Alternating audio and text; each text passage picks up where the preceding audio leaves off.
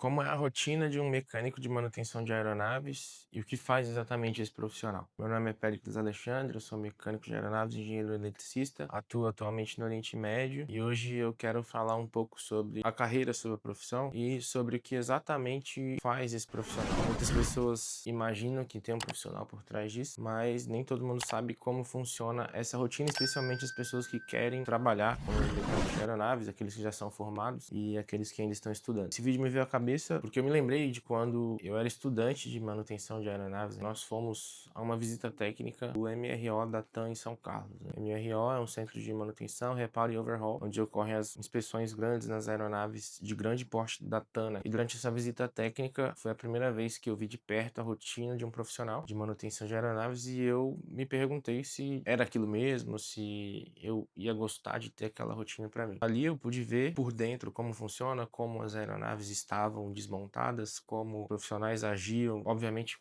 pude ver de uma forma superficial, mas eu pude estar inserido ali naquele ambiente. E muitas vezes quem está estudando ou quem já está esperando o seu primeiro emprego não tem essa oportunidade, né, de se ver ali naquele ambiente e ver como seria a atuação exatamente na profissão. Curiosamente, por coincidência ou não, depois de algum tempo eu tive a chance de trabalhar naquele lugar pela primeira vez. Ou seja, eu visitei algum tempo antes, eu tive esse primeiro impacto, esse primeiro contato com o mundo da aviação internamente, porque antes eu visitei feiras e etc, mas é muito diferente, né, da rotina de manutenção. Algum tempo depois eu tive a oportunidade de ingressar lá como auxiliar de manutenção de aeronave. E é essa parte que é a parte da experiência que eu gostaria de compartilhar com um pouco mais de atenção. A gente chega para trabalhar com uma visão da profissão, você chega para trabalhar com aquela vontade, com aquele entusiasmo. Então eu já achava que eu ia chegar, ia trocar um motor, não sei, fazer uma pesquisa, participar de uma pesquisa de pane, ou que eu já fosse, né,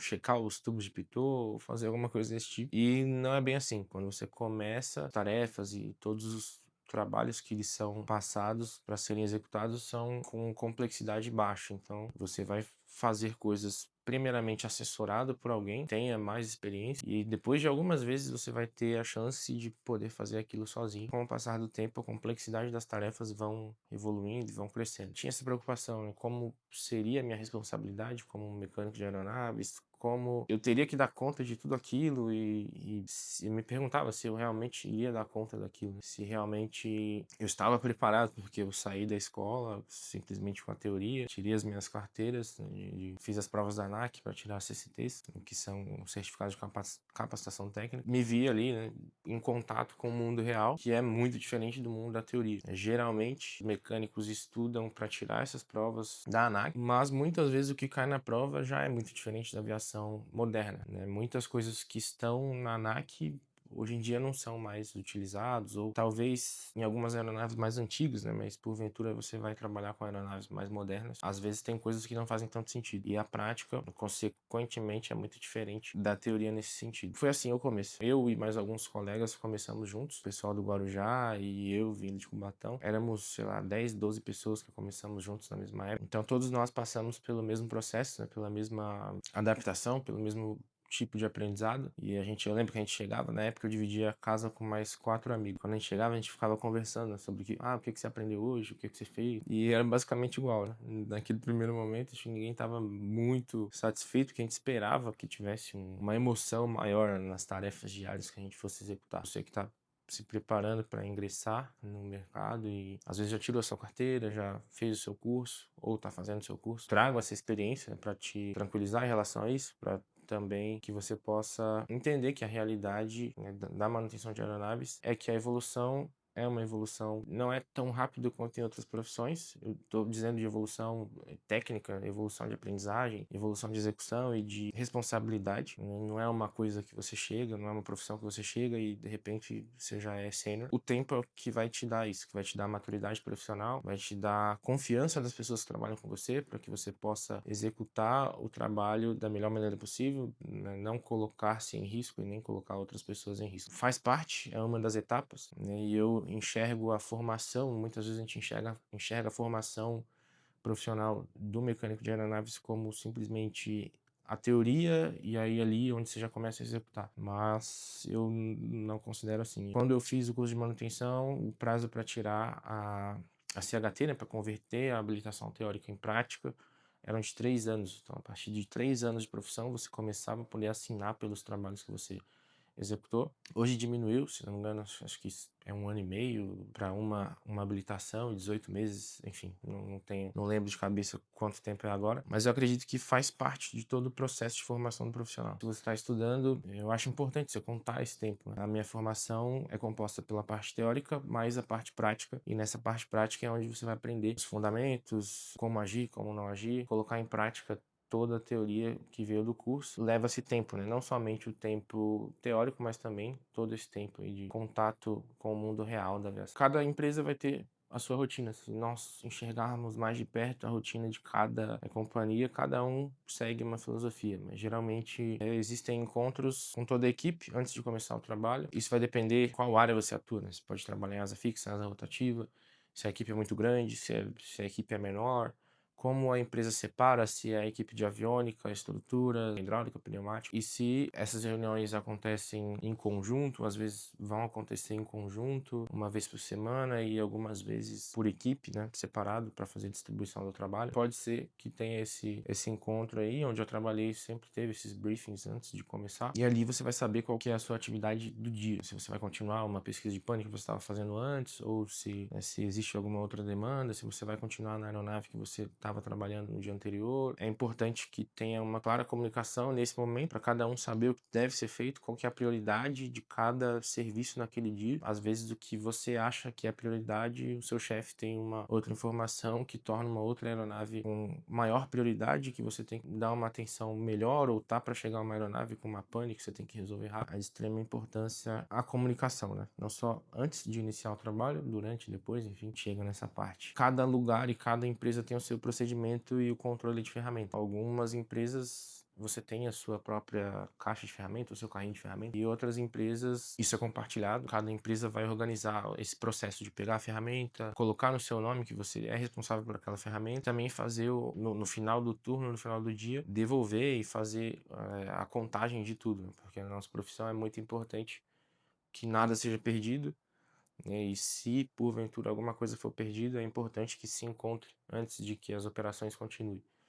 Esse é um outro tema, um tema que a gente pode se aprofundar mais em outros vídeos, mas falando resumidamente, né, existe uma sigla que se chama FOD. Esse FOD representa todos os objetos estranhos que podem ser encontrados durante a operação e que podem causar, né, algum dano à aeronave, algum dano à operação, algum dano material ou até mesmo físico, né, durante a operação. Existe um controle muito grande por parte da manutenção, pelo menos em todos os lugares onde eu atuei. Eu sei que a aviação no geral se preocupa muito com os FODs e a ferramenta pode ser um tipo de FOD, se ela estiver no lugar errado, na hora errada. É muito importante que faça parte da rotina essa organização, todas as ferramentas de trabalho. Você começou o trabalho, você fez o briefing, você pegou as suas ferramentas, você foi atuar ali, né, fazer a prioridade do dia, executar o que era delegado a você naquele momento. E no final de tudo, quando você termina toda e qualquer tarefa de manutenção, é muito importante a documentação. Eu lembro que alguns colegas no início da carreira até reclamavam que a documentação era maior do que o trabalho propriamente dito. No início eu não entendia tanto por que eles falavam isso e por que era realmente importante, né? No início é um aprendizado muito geral, assim, de todo o ambiente, por que acontece cada coisa e por que é tão importante cada uma dessas coisas. Mas a documentação é o que vai registrar, é o que vai atestar tudo que foi executado. É o que vai garantir a rastreabilidade de todos os componentes. É o que vai garantir, né, durante uma passagem de turno, o colega realizou aquilo que tinha que ser feito. É o que vai garantir que nenhuma etapa foi pulada e vai garantir que tudo que você executou foi de acordo com o procedimento de manutenção. É o que vai registrar todos os passos de uma pesquisa de pane, por N motivos. Alguns óbvios e alguns não tão óbvios. Por diversos motivos, é muito importante manter a documentação, manter a organização da documentação, registrar tudo e seguir principalmente a filosofia da empresa, né, nessa documentação, como eles organizam, como eles controlam. Na aviação também existe o controle de homem-hora, que é o controle de mão de obra, não só na aviação, né, no mercado de automotivo eu vejo também acontecer, e alguns outros mercados também. É realizado o controle de quanto tempo foi gasto em cada tarefa, e às vezes isso é feito também através da documentação. Às vezes a empresa cobra de um cliente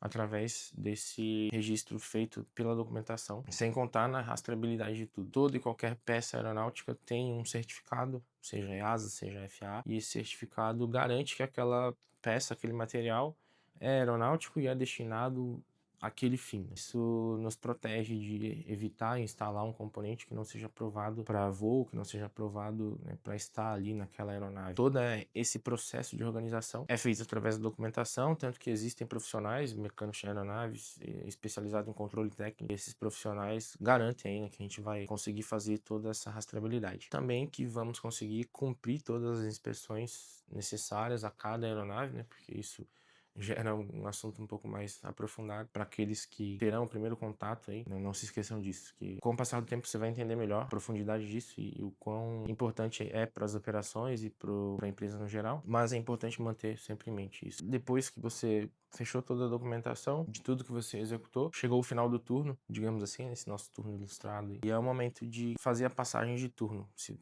tiver mais de um turno, que é a realidade de muitos lugares, muitos centros de manutenção, principalmente da aviação comercial, existem vários turnos, às vezes 24 horas por dia, às vezes um pouco menos, mas isso é bem comum. E nesse momento é importante tomar muito cuidado com a descrição, com o que você vai escrever ou com o que você vai falar, para que nenhuma informação falte e o colega consiga continuar de onde você parou sem perder nenhuma das etapas. É claro que não é tão simples assim, né? Falando é muito mais simples. Cada empresa tem a sua metodologia e a sua forma de lidar com isso, né? Mas é muito importante que isso seja feito de uma forma muito responsável e muito cautelosa também. Inúmeros incidentes e acidentes já aconteceram por falta de comunicação.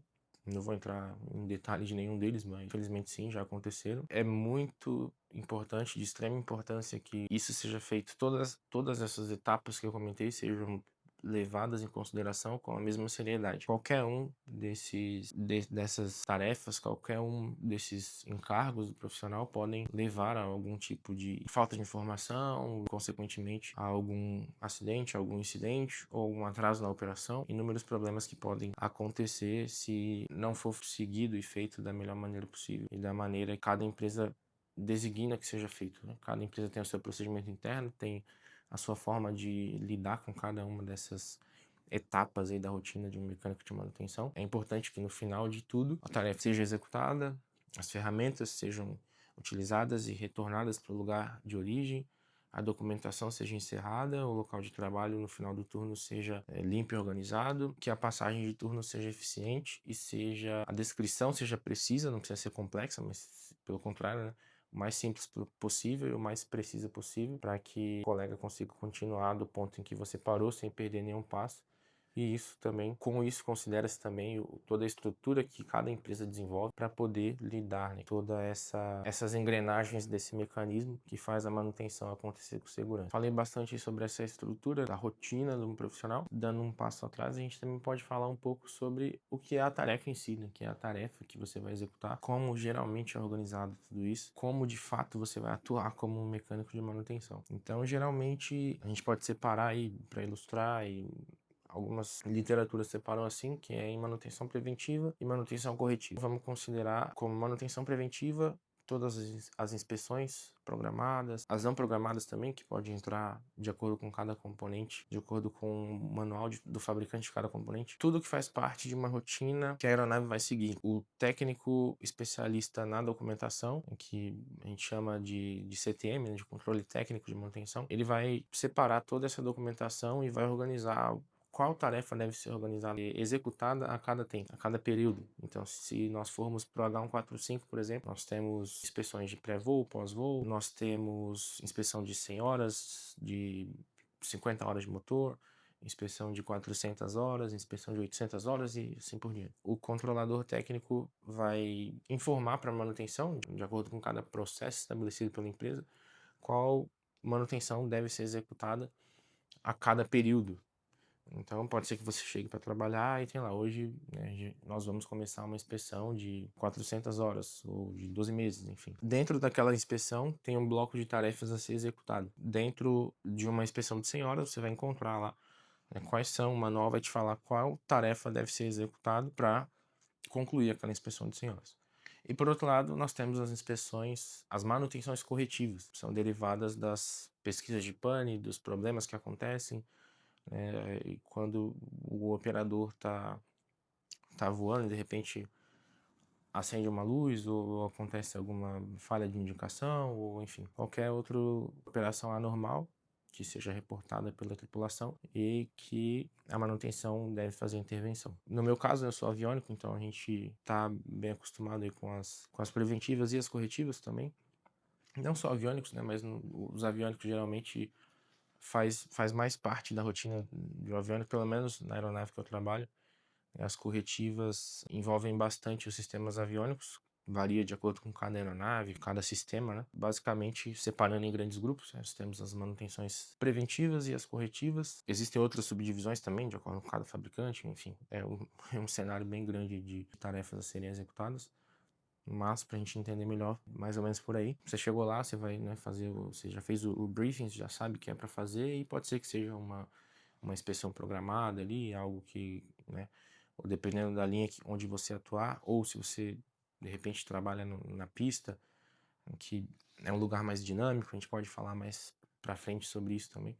É sobre os diferentes campos que o mecânico de aeronaves pode atuar e trabalhar. Mas na rotina de pista é diferente, né? Você vai fazer ali mais pré-voo, pós-voo, precisa atender a aeronave rápido para voltar para a operação. Varia bastante, né, de cada ambiente. Provavelmente você vai trabalhar em algum desses lugares, em algum desses cenários que eu comentei, seguir aí talvez a filosofia da empresa de separação de turnos, de documentação e etc, né? No final é importante que tudo seja muito organizado. A instituição de manutenção, a oficina de manutenção tenha toda essa harmonia para que tudo se alinhe aí positivamente e no final nós tenhamos aeronaves voando de maneira segura, documentada, com rastreabilidade de tudo que foi executado. Obviamente, tudo executado a seu tempo, da melhor maneira possível, para que possamos continuar decolando e pousando com segurança. É claro que tudo isso parece muito complexo, né? Mas com o passar do tempo fará parte da rotina,